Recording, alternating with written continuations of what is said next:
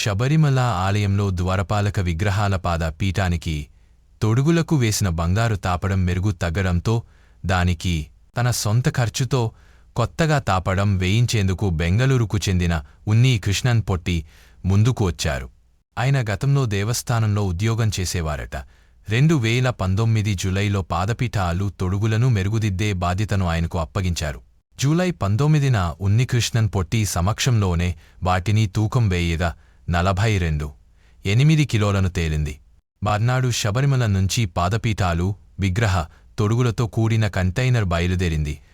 శబరిమల నుంచి container July 20న బయలుదేరితే 39 రోజుల తరువాత ఆగస్టు 29కి చెన్నైలో బంగారు తాపడం చేసే సంస్థ స్మార్ట్ క్రియేషన్ వర్క్షాప్లకు చేరింది.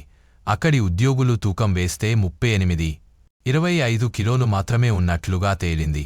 కంటైనర్లో ఎక్కించినప్పుడు 42.8 కిలోలు ఉన్న బంగారం తాపడం కిందికి దింపగానే 4.5 కిలోలు తగ్గింది.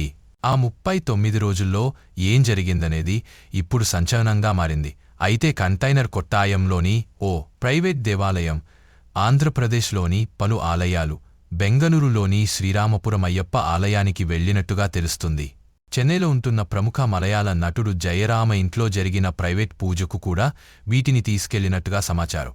2019 ఆగస్టు 29న చెన్నై వర్క్షాప్కు వచ్చిన విగ్రహాల తొడుగులకు మెరుగులు దిద్ది సెప్టెంబర్ 11న తిరిగి దేవస్థానానికి పంపారు. వర్క్షాప్నకు వచ్చినప్పుడు వాటి బరువు 38.25 కిలోలు ఉంటే ఉన్నికృష్ణన్ పొట్టి తన సొంత బంగారం 394 గ్రాములు కలిపి మెరుగులు దిద్దించాడు. సొంత బంగారం కలిపినప్పటికీ వర్క్షాప్నకు ఎంత బరువుతో వచ్చిందో అంతే బరువుతో తిరిగి పంపించారు. తర్వాత 2019 డిసెంబర్లో ఉన్నికృష్ణన్ పొట్టి తన దగ్గర కొంత దేవస్థానం బంగారం మిగిలిందని అనుమతిస్తే కుమార్తె పెళ్లికి వాడుకుంటారని స్వయంగా దేవస్థానానికి ఈమెయిల్ పెట్టారు.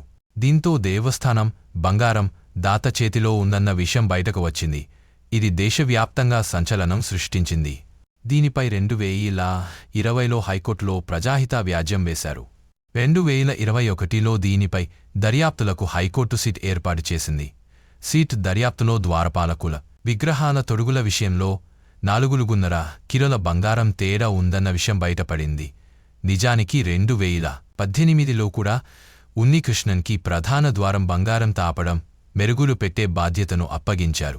ఆ సమయంలో దేవస్థానమే ఆయనకు 474.99 గ్రాముల బంగారాన్ని ఇచ్చింది. అయితే శబరిమలలో గోల్డ్ చోరీ ఆరోపణలపై దర్యాప్తు చేయడానికి పోలీసులతో సిటీ ఏర్పాటు చేసింది కేరళ హైకోర్టు. అంతేకాదు గుడిలోని ఆస్తుల విలువను లెక్కించడానికి ఒక మాజీ న్యాయమూర్తిని కూడా నియమించింది. ఈ స్కాంపై ప్రతిపక్షాలు కేరళ అసెంబ్లీలో పెద్ద ఎత్తున నిరసన వ్యక్తం చేశాయి. వెంటనే దేవాదాయ శాఖ మంత్రి రాజీనామా చేయాలని డిమాండ్ చేశాయి. టీడీపీ నిర్లక్ష్యం, తప్పుడు రికార్డుల నమోదు, విలువైన ఆస్తుల విషయంలో గోప్యత పాటించడంపై హైకోర్టు ఆగ్రహం వ్యక్తం చేసింది. ఈ దర్యాప్తులో ఇంకా ఎన్నో కీలక విషయాలు బయటపడే అవకాశం ఉంది. అయితే 1998లో వ్యాపారవేత్త విజయమాలయ్య 30 కిలోల బంగారాన్ని శబరిమల ఆలయానికి విరాళంగా ఇచ్చారు. మరో 800 గ్రాములు తలుపుల తాపడం కోసం ఇచ్చారు.